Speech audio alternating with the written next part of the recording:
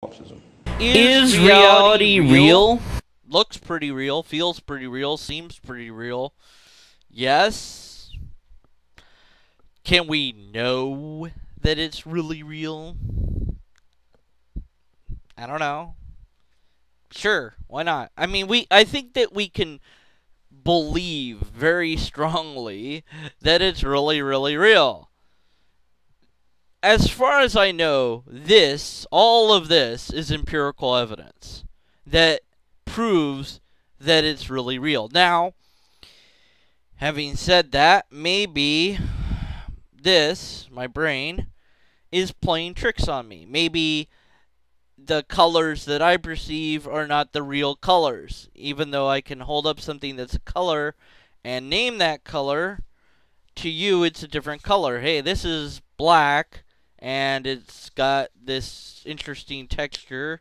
It's foam, and it's a packaging material, and now I made it into a sort of bitey monster thingy.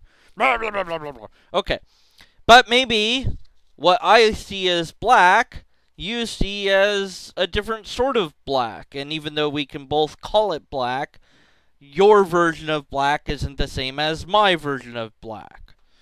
And we'll never know that. Some people see numbers or letters and see colors associated with them, or even smell smells, or both. Reality is something that our brain has to process, and we could go our whole lives with our brain processing reality slightly different than everyone else and not even know. That's an interesting phenomenon, but it seems that the majority of humans process reality in a similar fashion. Now, if we stopped there, I don't think that we could ever really be sure about anything. But we've developed a tool called science. And through the methodology of science, we can apply a filtering mechanism that helps us to say, yes, this is actually real. Yes, this is actually real. Yes, this is actually real. Now, could that filtering mechanism be part of my delusions? I don't know. I mean, I'd have to have a pretty good imagination to come up with something like that. I guess it could be, but I don't see any reason why I should think that that is the case. So, regarding this whole can we know reality is real thing, I kind of go, it's not interesting to me. It's outside the field of informal logic. We assume that reality is real, and that assumption is an a priori belief. It is a belief, and it's one based on empirical evidence, or what seems like empirical evidence, and that's good enough for me. Maybe it's not good enough for other people. I don't know. But it's not relevant because we're all stuck in that same spot. We're all trapped in the way our brains function and the way reality really is. We are all stuck in the same boat. There's no 2Qing your way out of this. If you and I are all in the Matrix or in a holodeck, there's no way to know that unless something malfunctions and we discover that that's the case. But then how do we know that that is the actual reality, and so on and so forth? How do we know we're not in a giant Truman Show? Well, we don't, but there's no reason to think that we are either. Just because you don't know doesn't mean that you believe that that is the case, which is something that Matt tries to get through Sai's head, but Sai's head is just way too impenetrable to get that concept through. I've made this analogy before, and I think it's a decent one. I might not know what 1,000,000 to the power of 1,000,000 is offhand, but I do know that the answer isn't 5. I know that there's a lot of numbers that it's not. But simply because I don't know doesn't mean that I believe that the answer is 45. So you can't assert that I do know something. That's just straw manning. That's just special knowledge. And that's what Psi does. Psi's solution to all of this is to say, God beamed information into my brain and said that it really is real. But if your brain is in a jar, then the scientists could have just made it seem like it was God telling you that it was real. So it's not really a solution at all, is it? Oh well, back to the video. In fact, according to Matt's worldview, he must be a solipsist. But rather than admit it, he mocks somebody claiming solipsism. Of course, Matt would never admit to being a solipsist. Or would he? Obviously, I'm not a solipsist, you're not a solipsist, but in some possible world, Actually, kind of. there actually is. Did you catch that?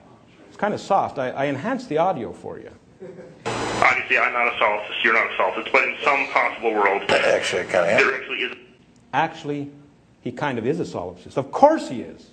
Matt can't know anything outside his own brain. And I have to show that it's true that God exists.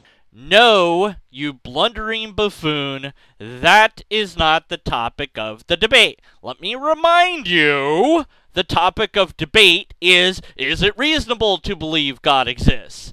And I said you could say yes to that, and I even gave you how you could have said yes to that. And it wasn't that difficult to come up with a logically coherent methodology to present a yes to that question, to that topic. And yes, there's a counter to it, but then you could defend the counter. You could use other logic, but that would require thinking, and that's something that you don't do. I mean, yeah, you think about stuff, obviously, but you don't think about this sort of stuff. Okay, maybe that's special knowledge. Okay, it seems to me that you do not know how informal logic and or debate functions. I could be wrong, but the evidence that you are just doing this is overwhelming, and I have to assume, given that evidence, that you are either or both a blundering buffoon and or you just don't understand logic and or debate or some combination thereof, because this is a giant mess of stuff that you're doing that doesn't help your side at all. Period. This is why I have Karen S. helping me. If I did the rebuttal, my head would just completely implode and then explode and then become a cat. And then a lobster. He can't know anything outside his own brain, and he's going to argue that it's unreasonable to believe in God? My friends, this debate isn't over. It never started. Matt's worldview isn't down for the count. It's dead. It just doesn't have the courtesy to lie down. You see, you need to be able to know what's ultimately real to know what's true. I submit that you can't know what's ultimately real without revelation from God. The question that Psi never answers, not once, not even gets close to, is how does he know that it is God telling him, revealing anything at all? How do I know what's real? The same way all of you do. Revelation from the God that all of you know exists. Christians profess that truth. Professed atheists suppress it. You see, becoming a Christian is not a matter of going from unbelief to belief. It's a matter of going from suppressing the truth to professing it. No one becomes a Christian and says, well, what do you know? There is a God. You see, God doesn't send people to hell for denying what they don't know, but for their sin against the God they do know. Is it reasonable to believe that God exists? Yes. Yes, it is. Why? Because it's true that God exists. And denial of that claim reduces one's worldview to absurdity. Matt says that truth is that which comports with reality. He admits he can't know what's ultimately real. Therefore, according to his worldview, he can't know anything to be true and has zero basis for challenging my claim that it's reasonable to believe that God exists. Thank you. Okay, Karen S. is going to pick it up from here, and she's going to identify even more logical fallacies that Side 10 makes during his, quote, rebuttal, end quote. Not enough quotes in the universe for that. Side doesn't even get close to rebuttal. But as Sai says, this debate didn't even start. It never even happened. So, that's good, I guess. Anyways, we don't have anything anywhere near a logically coherent argument, but we're not done with the analysis. So maybe, somehow, Saiton amazingly makes a comeback during his rebuttal and fixes all of the fallacies that he made and makes his argument valid in the end. The only way to know is to analyze all of it. Oh, good. Click on the screen now. Right now, it will take you to Karen's video, which will be part 2. Here it is on the screen. Go ahead, click it. Anytime you want, just go ahead, click it now. I'm not going to say anything relevant, but if you want to listen to the end, I will say words until the video runs out, giving people enough time to click it and giving those curious to what I might say time to fulfill their curiosity. They will probably be disappointed by what I have to say because I'm not going to say anything other than the fact that I have nothing to say. Although I might change my mind and say something random like porcupines or waffles instead of pancakes, catapult pancakes, or something, I don't know. Hey, draw me a drawing of a catapult built out of pancakes launching a porcupine that lands inside 10 Bruggergate's face. That will be the thing that you do for me or for you or for all of us because it's a thing to do. Thanks for listening. Click on the thing. That's it. Meow, meow, meow, meow, meow. I've got nothing left. If you're still listening, write, hey, Deconverted Man, I listened to the very end. You are awesome. And if I meet a girl that looks like Misty that is single, I will send her your way and convince her to get jiggy with it, with you. I need therapy.